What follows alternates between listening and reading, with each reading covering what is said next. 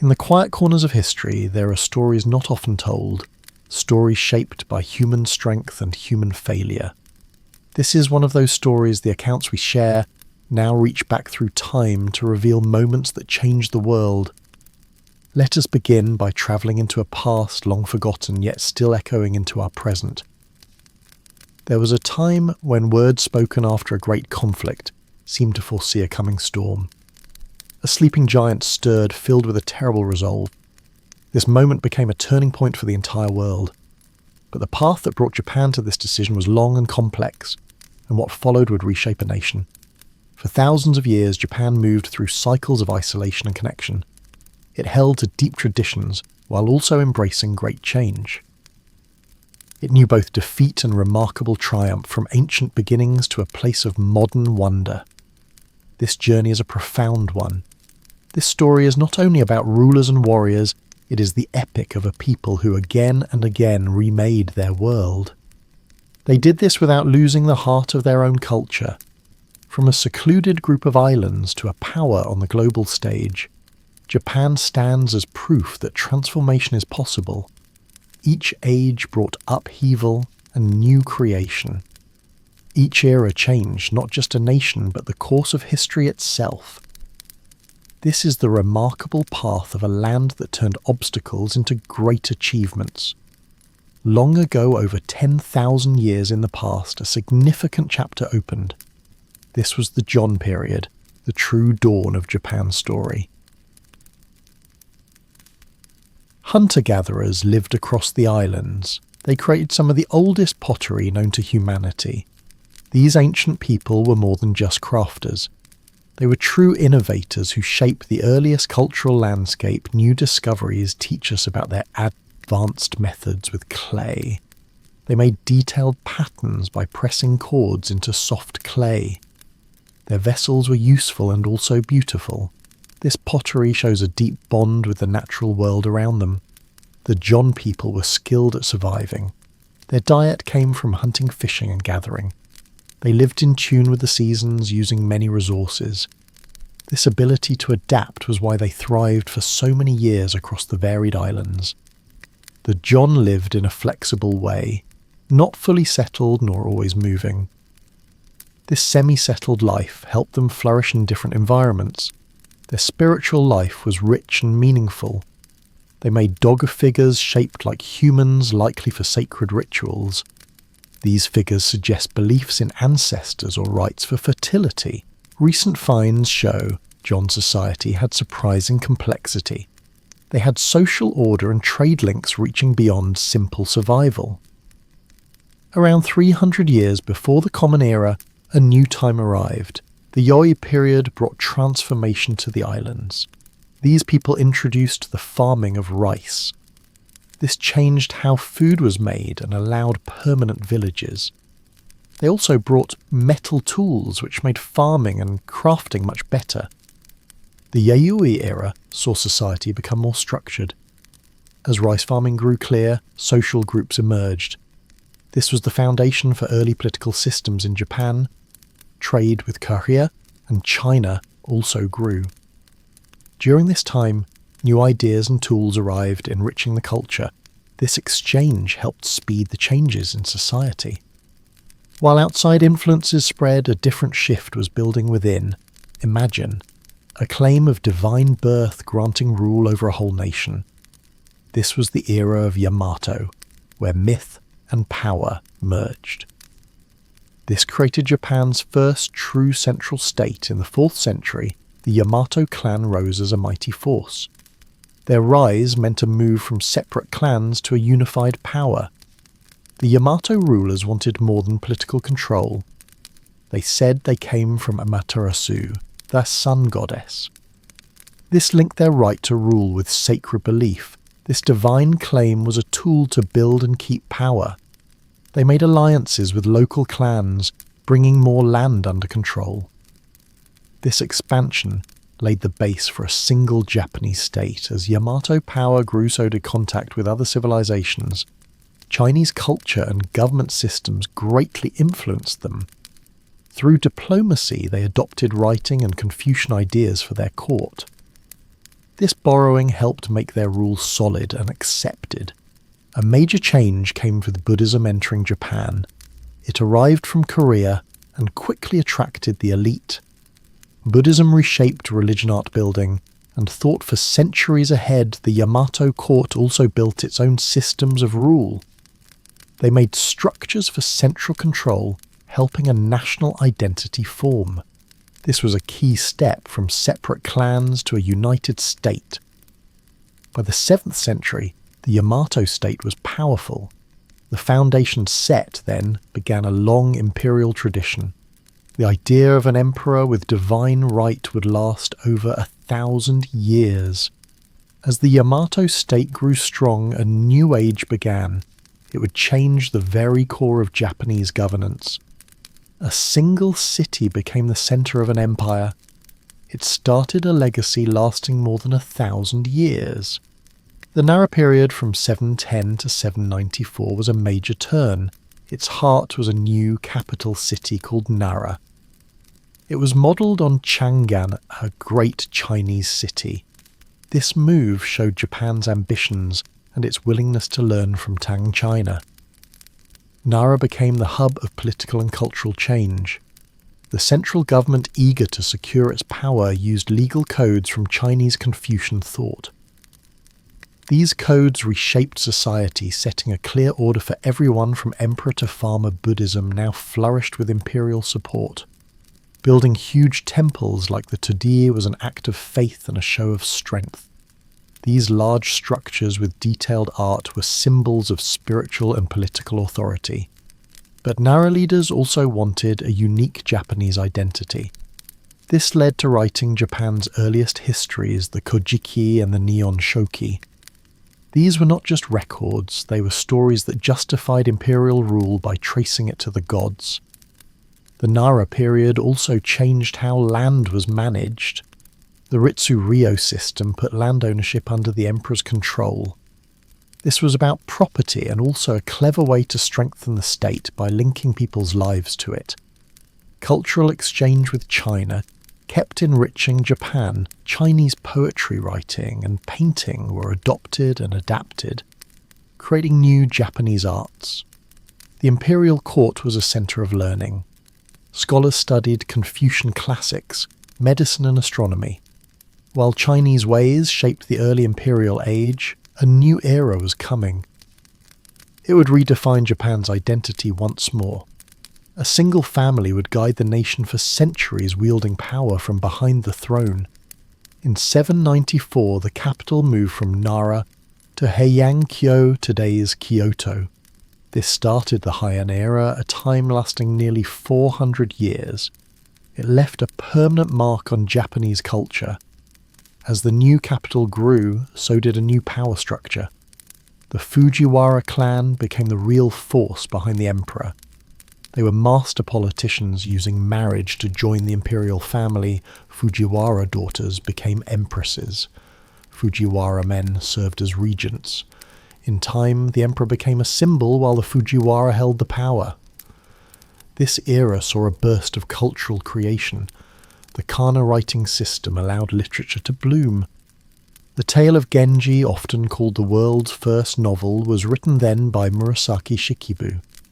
It showed life in the Heian court, full of intrigue and poetry. Religion also changed. During this time, Buddhism and Shinto, once separate, began to blend. This mixing made new forms of art, and building temples and shrines became more detailed with elements from both traditions. Yet cracks were forming in the central authority. The Fujiwara grip weakened as they focused on court life, not governing. Provincial landowners called daimyo gained more control. They built power bases far from the capital, often ignoring imperial orders. The rise of private land holdings called shen hurt the government's power. These estates did not pay taxes, taking needed money from the state. As the shen system grew, it prepared the ground for a feudal society. By the late Heian period, military clans like the Minamoto and Taira were rising. These warrior families, skilled in war, saw a chance in the weakening central power. They began to challenge Fujiwara. control setting the stage for samurai rule. The fall of the Heian court led to a pivotal conflict, the Genpei War. From 1180 to 1185, two great clans fought. This struggle would remake Japan's political world. On one side stood the Taira clan, who had risen in the imperial court. On the other, the Minamoto clan, wanting power for themselves. This was more than a power struggle. It created a new warrior class and changed society. The war started from a dispute over who would be emperor. The Taira, led by Taira, no Kiyomori, put their choice on the throne. The Minamoto, feeling threatened, gathered their forces against them. 5 years of intense fighting followed across Japan. Cities burned.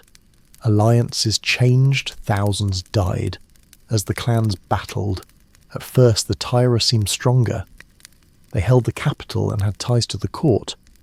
But the Minamoto, led by Minamoto no Yoritomo, were strong opponents. They won support from unhappy nobles and samurai across the land. The war's tide turned in 1185 at the Battle of Dan no Ura. This sea fight in the Shimonoseki Strait saw the Minamoto fleet crush the Taira.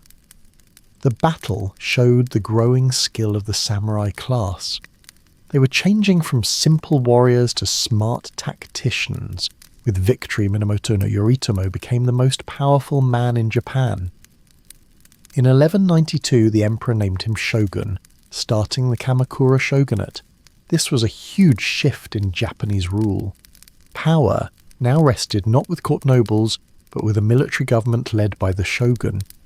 The Genpei War did more than change rulers, it changed society. The samurai, once warriors for noble houses, became a distinct social class. They made their own code, stressing loyalty, honour and martial skill. This warrior spirit, later called Bushido, shaped Japanese culture for centuries. The war also affected culture deeply. It inspired many epic tales, most famously the tale of the hiker. These stories romanticized the samurai and fixed their place in the culture. After the war, Japan entered a new time. The old order of court nobles gave way to a feudal system run by warrior clans. Regional warlords had more freedom, pledging loyalty to the shogun but often acting alone. This spread of power would define Japanese politics for centuries.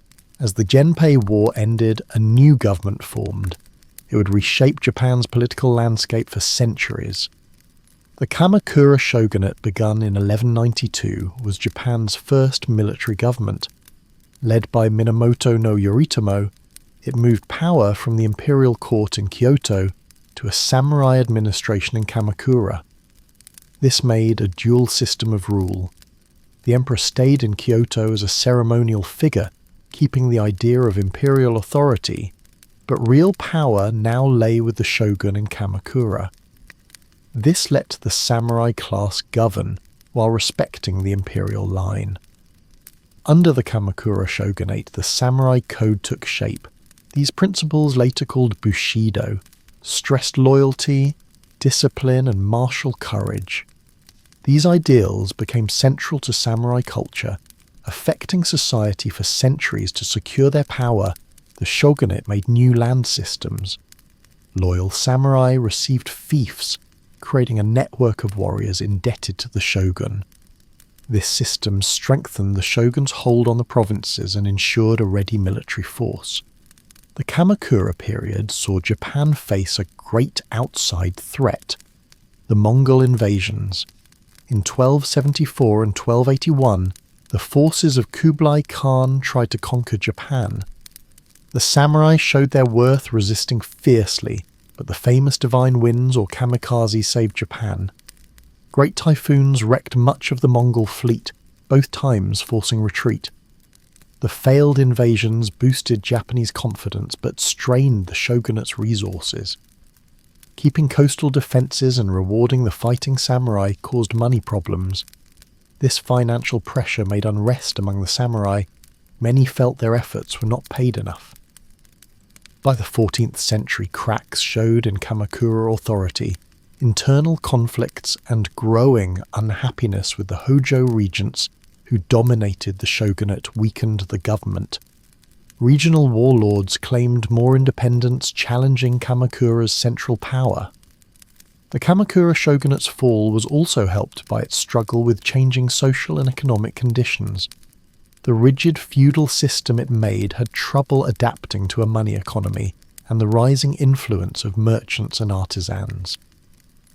By 1333, the Kamakura shogunate's power had faded. A group of unhappy samurai and court nobles led by Emperor Go-Daigo overthrew the shogunate, ending this era. While the Kamakura shogunate held power in Japan, a huge threat appeared. In the late 13th century, the Mongol Empire under Kublai Khan looked to conquer Japan.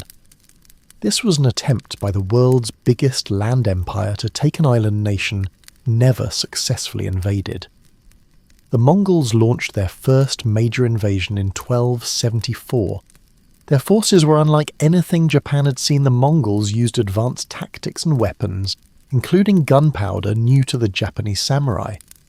When the Mongol fleet landed on Kyushu, Japan's southernmost main island, the defenders were shocked. The samurai, used to one-on-one combat, faced a highly organized, disciplined army. The Mongols used coordinated cavalry charges and arrow volleys tactics. Japan struggled against outnumbered and outgunned. The Japanese fought fiercely to protect their homeland. Just as the Mongols seemed to win, nature stepped in. A sudden violent storm forced the Mongol fleet to retreat to avoid wrecking on the coast. This unexpected event gave Japan a needed break, but it was not the end. Kublai Khan, undeterred, spent years preparing a bigger invasion. In 1281, he returned with a massive fleet from China and Korea. This invasion force was huge, estimated over 140,000, the largest seaborne invasion until World War II. The Japanese, learning from before, were better prepared this time. Led by the Kamakura shogunate, they had spent years fortifying coastal defences. They built a long stone wall along the coast of Kyushu and got ready for long battles.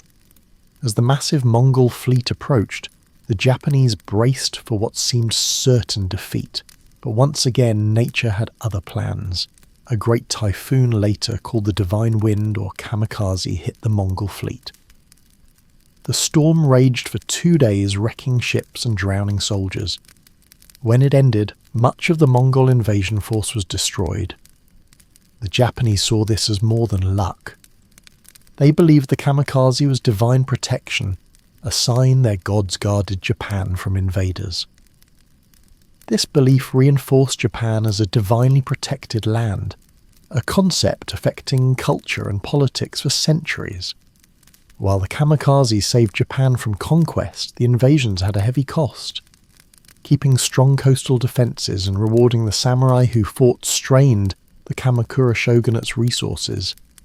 This financial pressure added to internal unrest and weakened the shogun's power. As the Kamakura shogunate faded, Japan reached a crossroads. The next rulers would face a hard task: how to keep order in a land of growing warlords. The Ashikaga shogunate's answer would prepare for centuries of conflict and creativity. The Ashikaga shogunate took power in 1336, when Ashikaga Takauji overthrew the Kamakura shogunate. Takauji set a new capital in the Muromachi district of Kyoto, giving this time its other name, the Muromachi period. Unlike Kamakura, which ruled from a distance, Ashikaga chose to be near the imperial court. This move aimed to strengthen their authority, but led to more political intrigue and power struggles. From the start, the Ashikaga shogunate had trouble keeping central control. The regional warlords, called daimyo, had grown strong in the late Kamakura period. These daimyo often acted alone, challenging the shogun's authority and following their own interests. The Ashikaga shoguns constantly negotiated and sometimes fought to keep these regional powers in check. Despite political instability, the Muromachi period saw a wonderful flowering of Japanese culture. The Ashikaga shoguns were great supporters of the arts. Their rule saw Zen Buddhism's influence on Japanese aesthetics grow. This led to new art forms and refining old ones. The tea ceremony, for example, changed from a simple monastic ritual to a highly styled art showing Zen ideas of simplicity and mindfulness. Zen Buddhism also greatly affected Japanese architecture then. The most famous example is Kinkakuji, the golden pavilion built by Shogun Ashikaga Yoshimitsu. This stunning building, with its top floors covered in gold leaf mixed Japanese and Chinese building styles.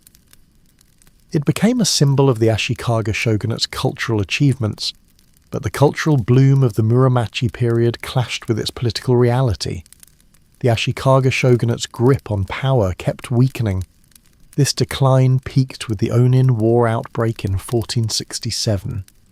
What began as a dispute over shogun succession became a decade-long civil war across much of Japan.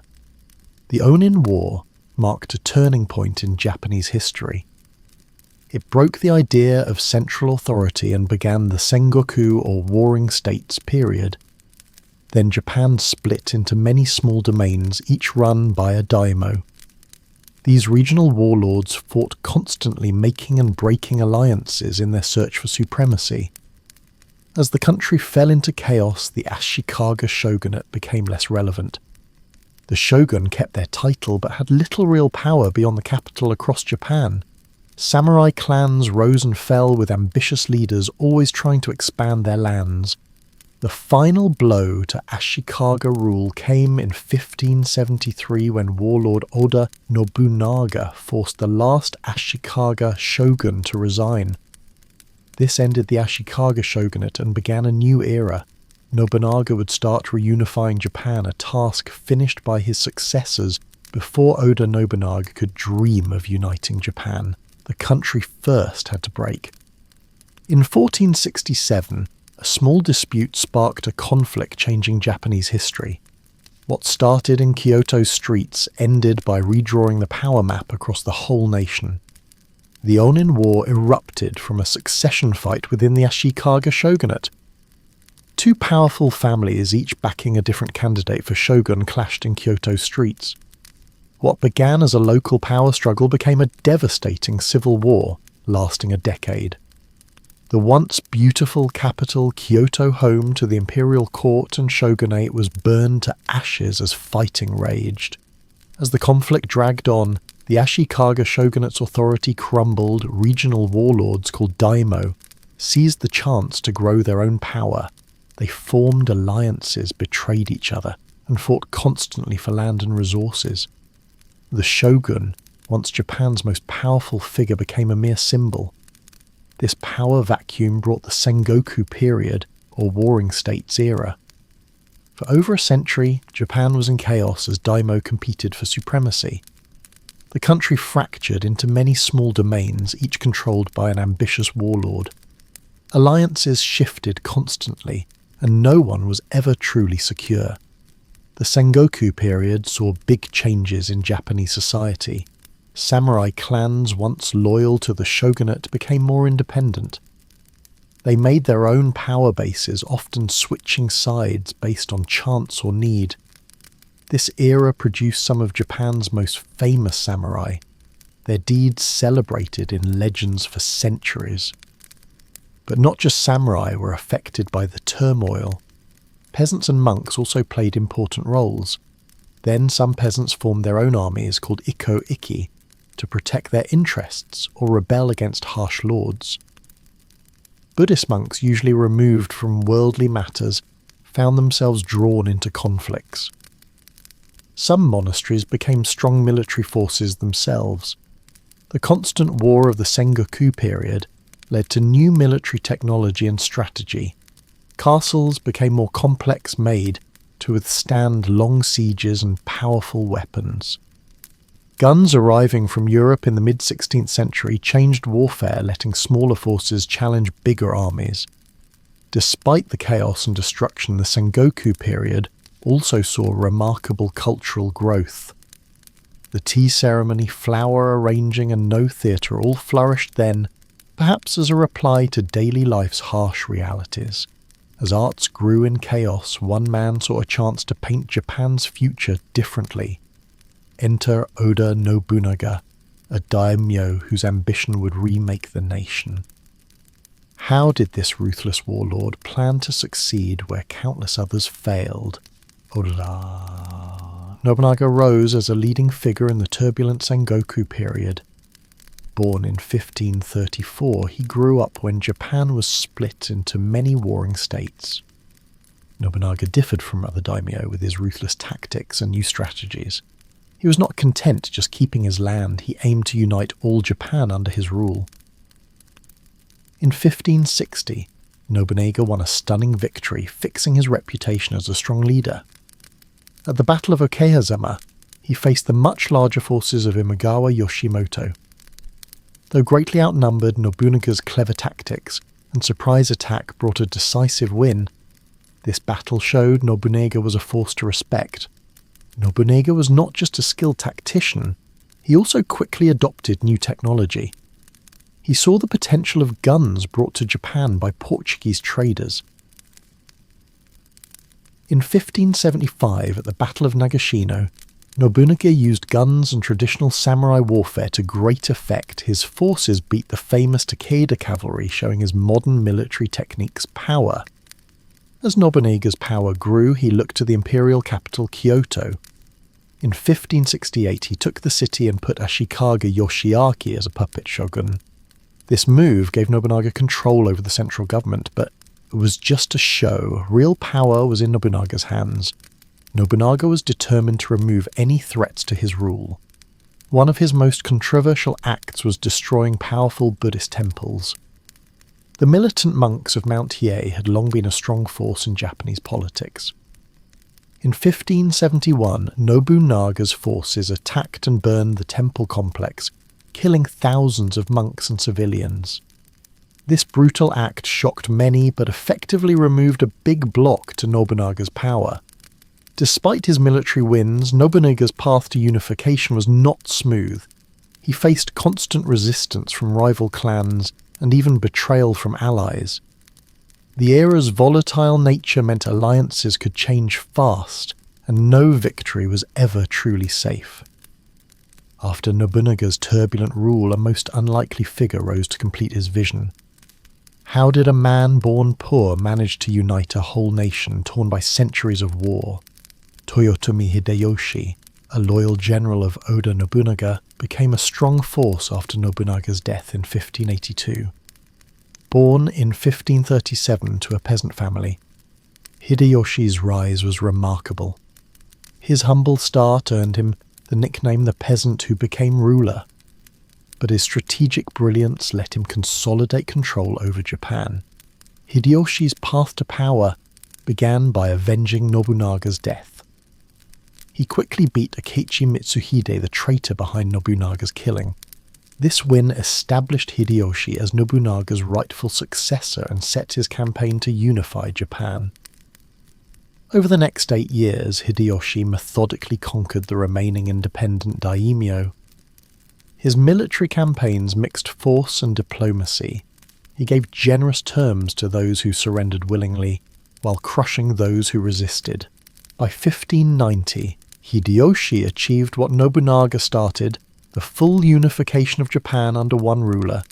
To keep his hard-won control, Hideyoshi made sweeping policies. One of his most significant acts was the sword hunt of 1588. This order required all non-samurai to give up their weapons. The official reason was to melt the metal for a giant Buddha statue. But the true goal was clear: to disarm the peasants and lower the threat of rebellion.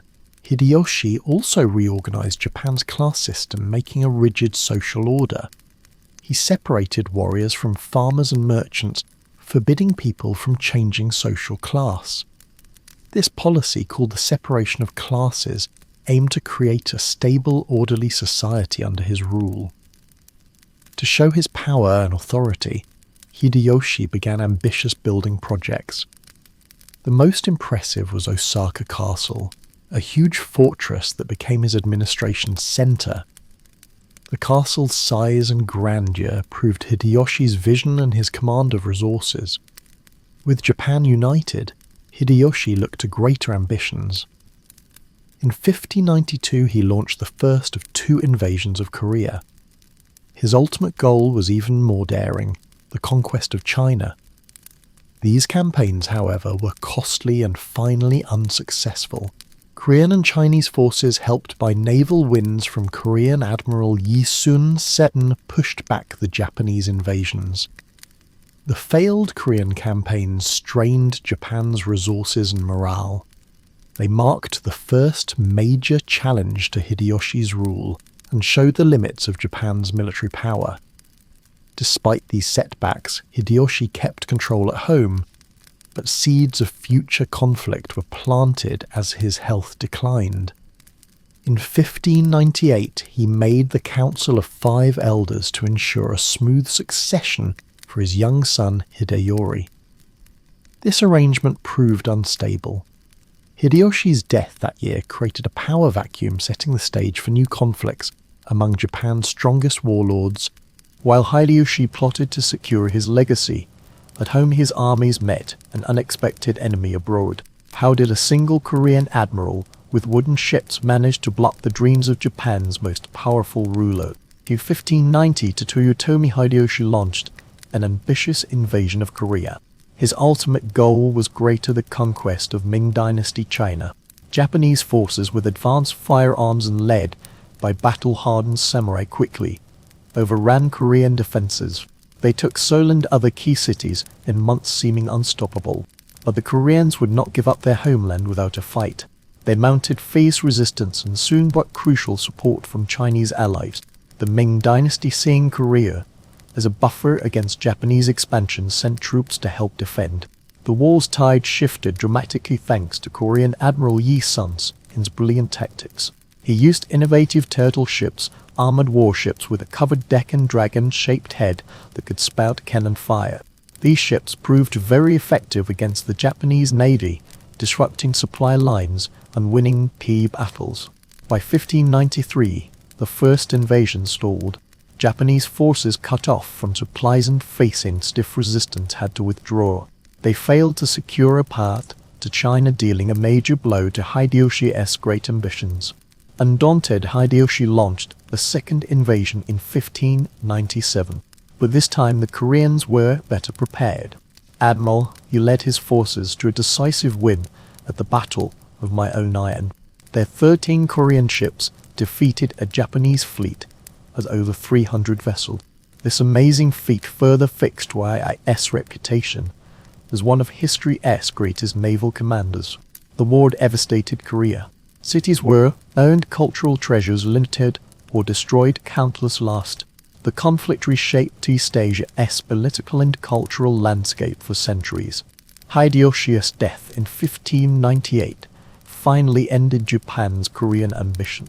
With their leader gone, Japanese forces completely left the peninsula. The INJ in war showed the limits of Japan's military power and the strength of Korean and Chinese resistance. As the dust settled from Japan's failed Korean campaign, a new era was about to begin. How did a single battle in 1600 reshape Japan's future for the next 250 years? The Tokugawa shogunate rose as a powerful force in Japanese history. They created a stable, centralized military government lasting over 2.5 centuries. It all started with Tokugawa Ieyasu, a skilled strategist who saw a chance to consolidate power after Toyotomi Hideyoshi's death. In 1600, Ieyasu faced his rivals at the Battle of Esekigahara. This decisive fight ended with Ieyasu's forces winning, paving his way to power. 3 years later, in 1603, Ieyasu was named shogun. This officially began the Tokugawa shogunate in the Edo period. The Tokugawa regime quickly made a strict social order to keep control. They split society into 4 clear classes: samurai at the top, then followers, artisans and merchants at the bottom. This rigid system aimed to create stability by defining every owner's role and place. One of the most important policies the Tokugawa shogunate enacted was sokoku, or national isolation. This policy limited foreign trade and contact, allowing only small interactions with Chinese and Dutch traders in Nagasaki port. The shogunate believed limiting outside influence would keep internal peace in stock for ideas that might challenge their authority. To keep the powerful daimyo in check, the shogunate used the senk in kuta, a system. This clever policy required daimyo to alternate living between their own lands and Dido and Tokyo. By forcing daimyo to keep costly homes in both places and leave their families in Edo as virtual hostages, the shogunate ensured their loyalty and drained their resources, stopping them from gaining too much power. Despite its strict rules, the Tokugawa period saw big cultural and economic growth. Cities like Edo grew into lively centers of trade and culture. The merchant class, though officially at the social bottom, gained economic power and influenced uniquely Japanese art forms like kabuki theater and joku. You would block prints. Tokugawa governance was heavily shaped by Confucian ideas. They stressed order, discipline, and loyalty to the state, creating a society valuing harmony and stability above all. This philosophy touched all parts of life, from government to personal behavior. For over 250 years, the Tokugawa shogunate kept a time of peace called Pax Tokugawa. This stability let a distinctly Japanese culture develop, free from the constant war that had plagued the country for centuries. But the very policies ensuring this peace would later bring challenges. The isolationist stance left Japan unprepared for a fast modernizing world. The rigid social order struggled to adapt to changing economic realities. For 2 centuries, Japan had been a sealed treasure chest, its mysteries hidden from the world. But in 1853, an American commodore arrived with the key and cannon to blow the lock. What happened when these two worlds collided? In 1853, Commodore Matthew Perry of the United States Navy sailed into Edo Bay with 4 ships. These were not ordinary vessels, they were large black warships powered by steam engines, unlike anything Japan had seen. Perry's mission was clear: to end Japan's long policy of isolation and open the country to trade with the West. Perry's arrival shocked Japan. For over 200 years, the Tokugawa shogunate had kept a strict isolation policy called Sokoku. This had kept Japan mostly cut off from the outside world, with only small contact through a Dutch trading post in Nagasaki. Now suddenly foreign ships were in Japan's heart, demanding a meeting with the country's leaders. The Commodore did not come empty-handed. He carried a letter from U.S. President Millard Fillmore addressed to Japan's emperor. But Perry was not there for polite talk. His ships were full of cannons, a clear reminder of the military strength behind his diplomatic mission. Perry's demands were simple. Japan must open its ports to American ships for supplies and trade, and was to ensure the safety of shipwrecked American sailors. The shogunate panicked. They had never faced a challenge like this, and they were badly unprepared. After a tense standoff, Perry agreed to leave and give Japan time to think. He promised to return the next year for their answer. True to his word, Perry came back in 1854 with an even bigger fleet. This time the shogunate knew they had no choice but to negotiate. The result was the Treaty of Kanagawa, signed on March 31st, 1854. This agreement opened ports to American ships Shimoda and Hakodate. It also promised safety for shipwrecked American sailors and allowed a U.S. consul to live in Shimoda. While not a full trade deal, it was the start of the end for Japan's isolation. The Treaty of Kanagawa started a chain reaction. Other Western powers quickly followed, demanding and getting similar deals. Within a few years, Japan had signed treaties with Britain, Russia, and the Netherlands. These deals, often called unequal treaties, gave Western nations big advantages in dealings with Japan. Perry's trip showed Japan's technological backwardness compared to the West. The sight of steam-powered ships and modern weapons made it clear Japan had fallen behind during its years of isolation. This realization sparked intense debate in Japan about the need for fast modernization. The shock of Perry's black ships rippled through Japan, but few could have predicted the tidal wave of change about to crash over the nation. How did realizing their technological weakness start a civil war that would topple a 250-year-old regime and push Japan into the modern age? The Tokugawa shogunate ruling Japan in 1603 faced new challenges in the mid-19th century. Internal dissent grew among samurai and daimyo, and many feeling limited by the shogunate's rigid social order and centralized control. At the same time, foreign powers pressured Japan to open for trade and diplomacy, showing the country's technological backwardness. This mix of internal and external pressures created a perfect storm, leading to the Tokugawa regime's fall. Reformist groups, especially from the strong domains of Setsuman Choshu, rallied around Emperor Meiji. They saw the emperor as a symbol of national unity and a way to justify their push for modernization and an end to shogunate rule. Tensions finally broke into open conflict in 1868 with the Boshin War. This civil war put forces loyal to the Tokugawa shogunate against those fighting to restore imperial rule. The war started with several key wins for the imperial forces, most notably at the Battle of Tobie-Fushimi in January 1868.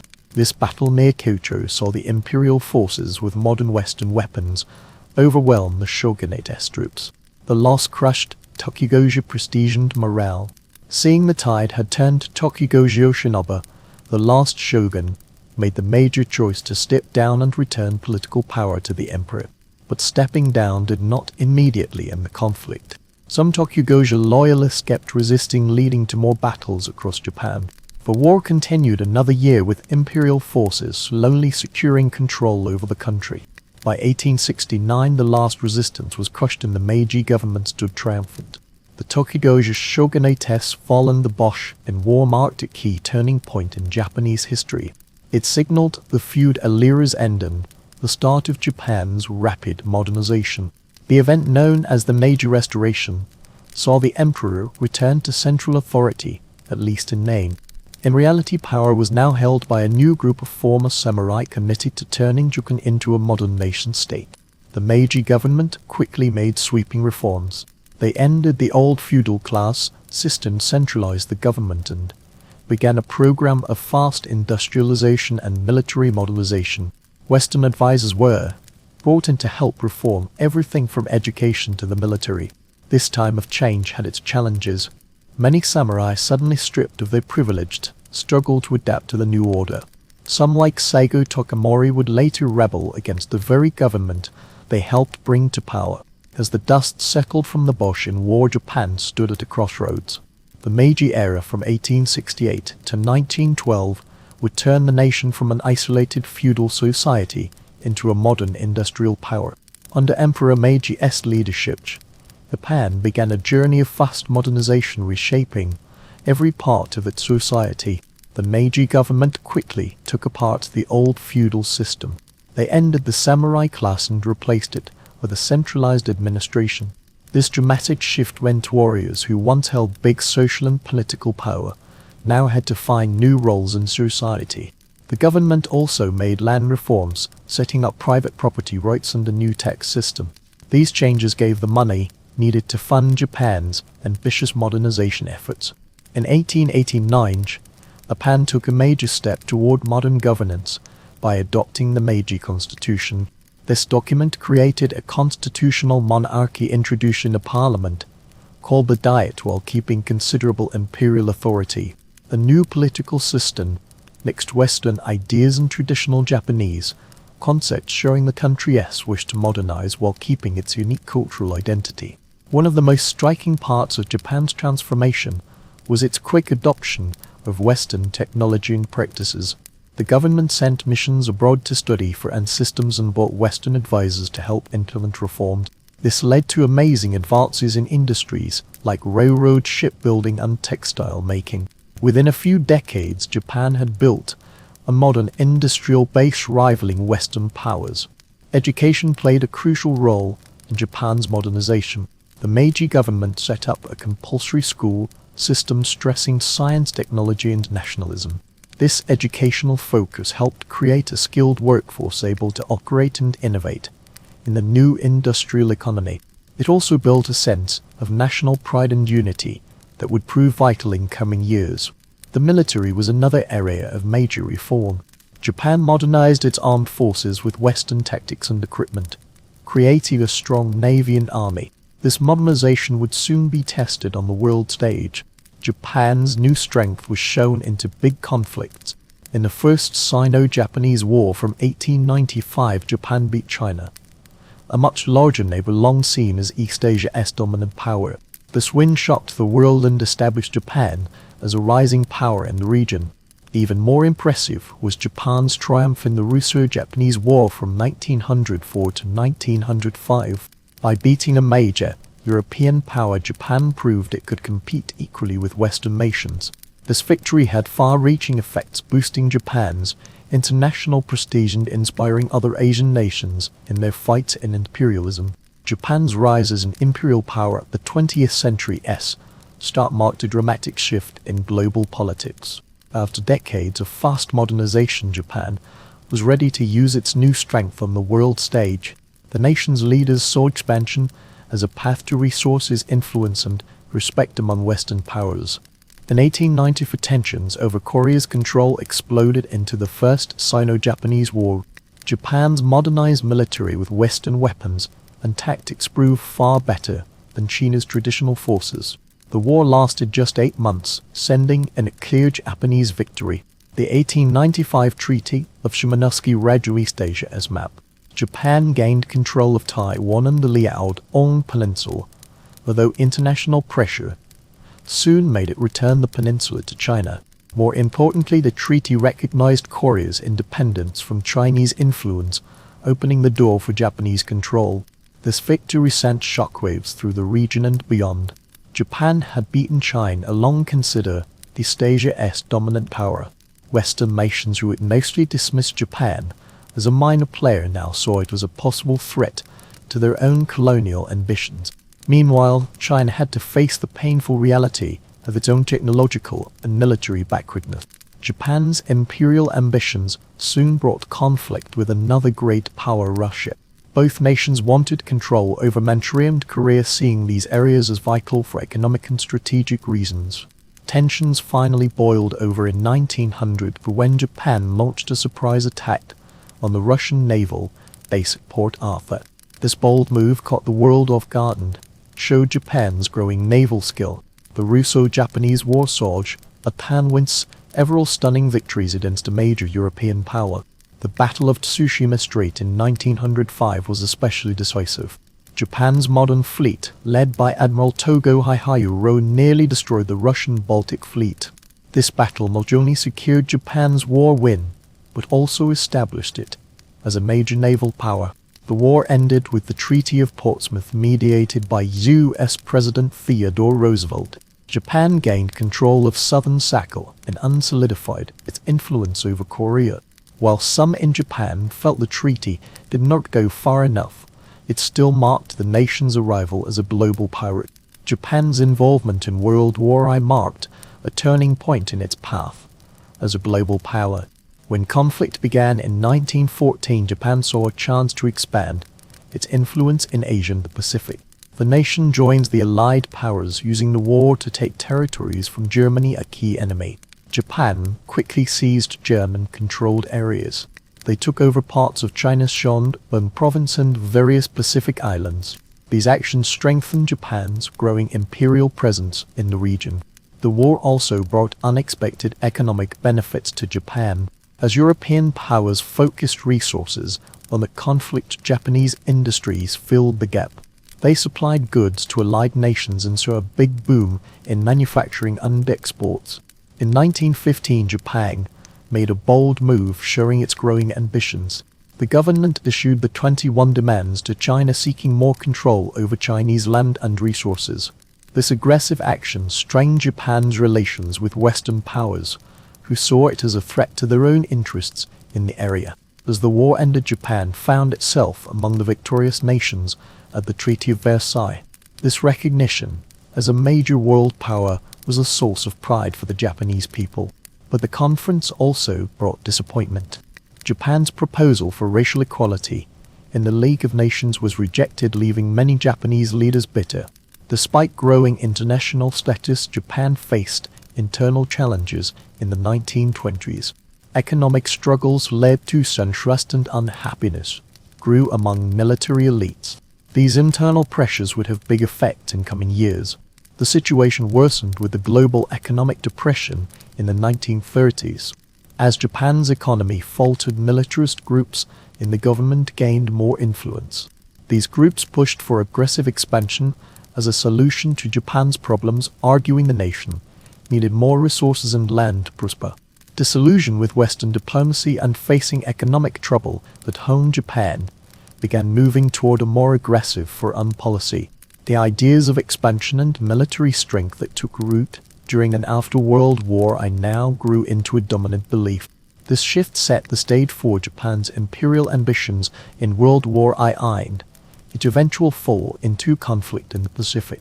World War I saw Japan's empire grow fast across the Pacific. It all started back in 1931 when Japan invaded Manchuria. By 1937, they were in a full war with China. These early conflicts prepared for Japan's bigger ambitions in later years. In 1940, Japan made a big move, joining Germany and Italy to form the Axis powers. This alliance aimed to counter Western influence in Asia. But Japan had its own plans too. On December 7, 1941, Japan launched a surprise attack on Pearl Harbor in Hawaii. This bold move shocked the United States and pulled them into the war. The Pacific theater of World War I had begun. At first, Japan's military seemed unstoppable. They quickly took huge areas, including the Philippines, Indonesia, and parts of Southeast Asia. They called this vast territory the Greater East Asia Co-Prosperity Sphere. But holding all this land was not easy. Japan soon faced big problems, supplying its faraway forces, and met fierce resistance, especially from the United States. The Battle of Midway in 1942 was a turning point. The U.S. Navy hit Japan's fleet hard, and from then on Japan was mostly defending. The Allies used a smart strategy called island hopping. Instead of trying to retake every Japan-held island, they focused on capturing key places. This let them slowly close in on Japan's home islands. As the war continued, Japan turned to desperate measures. They started kamikaze attacks where pilots crashed planes into enemy ships on purpose. Japan's leaders also refused to surrender, even when clearly losing. This stubbornness led to massive destruction. Allied forces firebombed Japanese cities like Tokyo. The damage was huge, but Japan fought on. Then in August 1945, everything changed. The United States dropped atomic bombs onto Japanese cities, Hiroshima and Nagasaki. The destruction was unlike anything seen before. At the same time, the Soviet Union entered the war against Japan. Facing these new horrors, Japan finally surrendered on August 15, 1945. The war was over. Japan's empire dreams were finished. Now they faced a new challenge, rebuilding their country under Allied occupation. Japan's empire fall ended one era, but began another. Under American occupation, Japan would change so deeply it challenged its ancient culture's very foundations. This new chapter started in 1945 when General Douglas MacArthur arrived to lead occupation forces. His mission was clear: reshape Japan into a peaceful democratic nation. One first task was taking apart Japan's military machine. The once mighty Imperial Army and Navy were disbanded, and Japan was banned from making weapons. This radical shift aimed to ensure Japan would never again threaten world peace. But changes did not stop there. In 1947, a new constitution was written under American supervision. This document brought sweeping reforms, fundamentally changing Japanese society. The constitution set up a parliamentary democracy and gave universal suffrage, letting women vote for the first time. Perhaps most striking was Article 9, giving up war as a sovereign national right. This clause, unique among world constitutions, showed the determination to turn Japan from a militaristic empire into a peaceful state. Even the emperor's role, once seen as a living god, was redefined. Emperor Hirohito lost his divine status and became a symbolic figurehead. This change marked a huge shift in Japanese culture, challenging centuries-old beliefs about imperial authority. Occupation forces also tackled Japan's economic structure. Land reforms broke up large landholdings, giving property to tenant farmers. This move weakened the traditional rural elite and gave millions of Japanese farmers a stake in the new system. At the same time, efforts began to revive Japan's shattered industries. American aid and policies encouraged a market-driven economy, laying groundwork for Japan's future economic miracle. Education was another key reform focus. The school system was overhauled, introducing Western-style curricula and promoting democratic values. The goal was to create a new generation of Japanese citizens committed to peace and democracy. Despite these sweeping changes, occupation early years were hard. Many Japanese cities lay in ruins from wartime bombing. Food shortages and poverty were widespread. Yet amid these challenges, the Japanese people began the huge task of rebuilding their nation. As the 1940s gave way to the 1950s, recovery signs appeared. New industries sprang up and old ones revived. Japanese products, once seen as cheap copies, began gaining a quality reputation. By 1952, when occupation officially ended, Japan had taken first steps toward becoming an economic powerhouse. As Japan came from American occupation in 1950, few could predict the economic wave about to sweep the globe. The nation began a time of fast growth called the Japanese economic miracle. It turned from a war-torn country into an industrial powerhouse in just a decade. Government policies played a key role in this change, working with US aid and good trade terms. These policies supported industrial development and modernization. Japan focused on key industries like steel, cars, electronics, and shipbuilding. This strategic approach let the country quickly become a global manufacturing leader. At this economic strategy's heart was the Ministry of International Trade and Industry, or MITI. This powerful government body directed industrial policy and fostered innovation, guiding Japan's economic growth steadily. MITI's influence helped shape the country's industrial landscape for decades. Japan's workforce was another key to its economic success. Highly educated and driven by an efficiency culture, Japanese workers embraced practices like kaizen, or continuous improvement. This philosophy of constant refinement boosted productivity across industries, helping Japanese companies stay competitive globally. Infrastructure investments further fueled Japan's economic growth.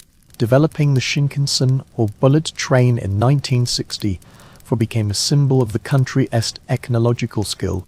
This high-speed rail network not only improved Japan's transportation, but also showed the nation's engineering abilities to the world. By the 1970s, Japan had done something remarkable. It became the world's second-largest economy, behind only the United States. Japanese goods flooded global markets, reshaping trade dynamics and challenging Western manufacturers' dominance. Companies like Toyota, Sony, and Panasonic became household names, setting new quality and reliability standards in their industries. Japan's economic boom's impact went beyond trade numbers and GDP statistics. It influenced global culture in unexpected ways. Japanese technology, from video game consoles to portable music players, reached homes worldwide. Japanese cuisine gained international popularity, with sushi restaurants appearing in cities across the globe. Even Japanese media, including anime and manga, found audiences far beyond the country's borders. But Japan's economic miracle story took an unexpected turn in the 1990s. The country entered what was called the Lost Decade, a time of economic stagnation after a speculative asset bubble burst. The Nikkei stock market index peaking at 38,957 points in 1989, crashed dramatically, ending the fast growth era. This economic downturn gave Japan new challenges. The country faced issues like deflation, an aging population, and more global competition. Despite government efforts to stimulate the economy, including financial measures and banking, reform attempts to recover proved hard to find. Japan's journey into the 21st century has seen unexpected challenges and remarkable strength. In the 1990s, the country experienced the lost decade. This economic stagnation time began when a speculative asset bubble burst, sending shocks through banking, real estate, and corporate sectors. The government had to step in with bailouts and reforms to stabilize the economy, but recovery was elusive. Despite these economic setbacks, Japan has kept its place as a global technology leader. The country still pioneers advances in robotics, electronics, and car industries. Companies like Toyota, Sony, and SoftBank keep innovating, ensuring Japan's influence in high-tech markets worldwide. From making humanoid robots to pushing artificial intelligence boundaries, Japanese firms stay at technology's forefront. But Japan faces a big population challenge, threatening its long-term economic stability. The country's population is aging fast while birth rates keep falling. This shift puts enormous strain on the economy and social systems. Fewer working-age people support a growing elderly population, raising concerns about Japan's pension and health care systems' sustainability. The Japanese government has made various policies to address these population issues. They introduced child care support programs, made immigration incentives, and started initiatives to improve work-life balance. The hope is these measures will encourage more people to have children and attract foreign workers to fill labor shortages. But these efforts' results have been limited so far, and the population trend remains a pressing concern. Japan's energy sector has faced its own challenges, especially after the 2011 Fukushima nuclear disaster. This catastrophic event made Japan rethink its nuclear power reliance. In response, the country has been moving toward renewable energy sources and improving safety standards for remaining nuclear facilities. This transition has not been easy as Japan works to balance energy needs with environmental concerns and public safety. On the geopolitical front, Japan navigates a complex landscape. The country must manage tensions with neighboring nations while balancing relationships with the United States and an increasingly powerful China. Japan's strategic importance in the region means it plays a key role keeping East Asia stable. And so this chapter of history slowly fades into the quiet flow of time. Some mysteries remain unanswered and some truths continue to shape our world. We have walked through the past together and learned what it can teach us. If you carry this knowledge forward with you through each day, then the echoes of history will never be lost. Thank you for listening, and until next time, let the past remain alive in your mind.